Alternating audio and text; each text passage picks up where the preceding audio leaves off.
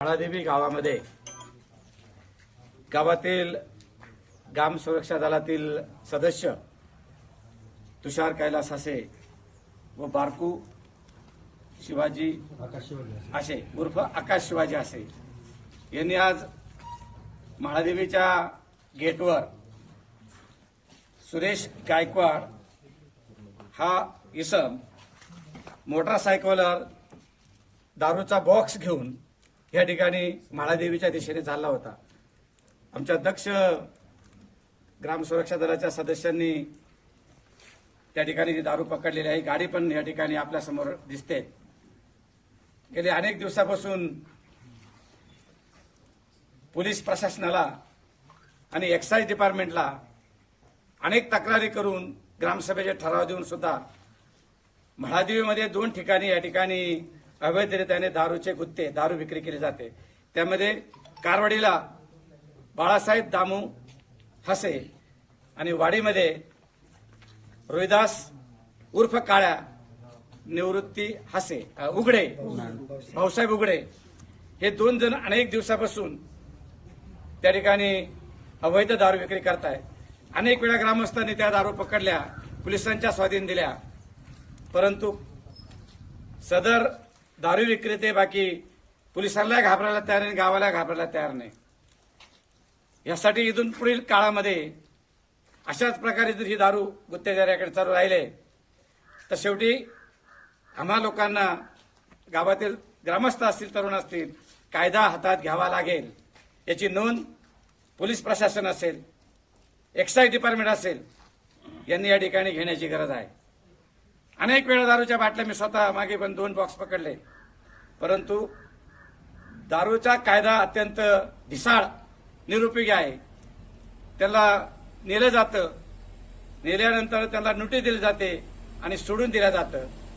त्यासाठी शासनाने कठोर कायदा करण्याची खऱ्या अर्थाने गरज आहे। मी या ठिकाणी आता पोलीस स्टेशनला फोन करून तेही पोलीस स्टेशनचे नागरिकदार असतील त्यांचे सर्व सहकारी या ठिकाणी पोलीस गाडी घेऊन या ठिकाणी आलेले आहेत। सदर आपल्या समोर दारूच्या बाटल्या काही फुटल्यात आणि ही गाडी पोलीस प्रशासनाला विनंती आहे की कठोरात कठोर कारवाई यांच्यावर करावी। ही गाडी जप्त करण्यात यावी, जप्त करून कोर्टाच्या आदेशाशिवाय ही गाडी स्वतःला मिळवू नये। परस्पर ती गाडी आपण यांना देऊ नये की जेणेकरून हे दारूवाले पुढील काळामध्ये बिनधक्कपणे या ठिकाणी दारू विक्री करणार नाही। आमचे अकोले तालुक्याचे मित्र हिरंब कुलकर्णी आणि ह्या तालुक्याचे आमदार डॉक्टर किरण लहामटे सतत ह्या प्रश्नावर या ठिकाणी निदर्शने करतायत, आंदोलनं करतायत। अनेक मिटिंगा त्यांनी घेतल्या की दारू बंद झाली पाहिजे। भविष्यामध्ये एक्साइज डिपार्टमेंट असेल आणि पोलीस डिपार्टमेंट असेल, ज्या ज्या विभागामध्ये ही दारू विकली जाते अवैधप्रमाणे त्या ठिकाणच्या त्या प्रशासनाच्या अधिकाऱ्यांना सुद्धा या ठिकाणी शासनाने निलंबित केलं पाहिजे, अशी माझी प्रमुख मागणी आहे। मी वैतागलो आता, अनेक वेळा झाल्यात। आमच्या गावातील जो बाळासाहेब दामू त्या दिवशी त्याला सूचना देऊन सुद्धा त्यांनी दारू विक्री या ठिकाणी चालू ठेवलेली आहे, परंतु आम्ही गेल्यानंतर ते सापडत नाही।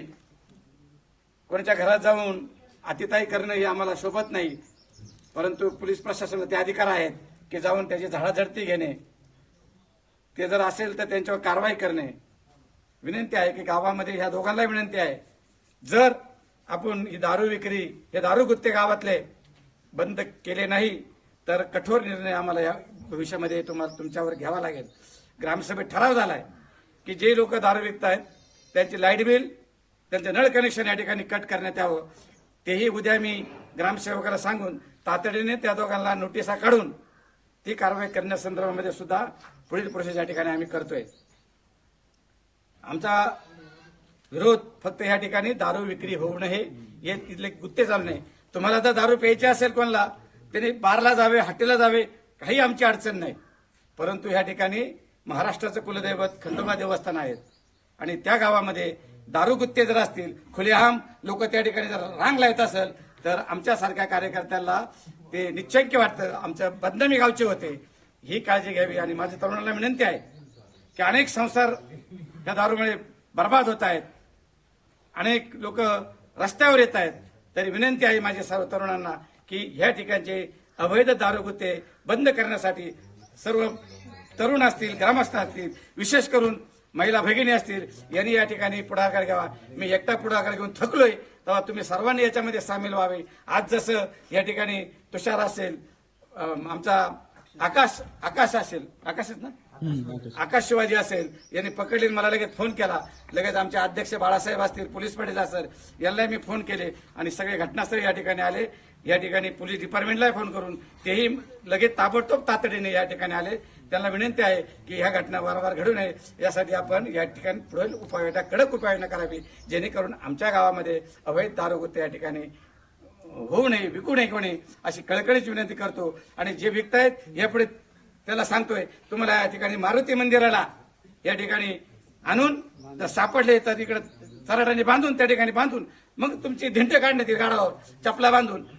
आता हातात कायदा घेण्याची वेळ आलेली आहे, परंतु शेवटची वॉर्निंग आता की देवळं आणून बांधून ठेवणार आम्ही तुम्हाला दिवसभर.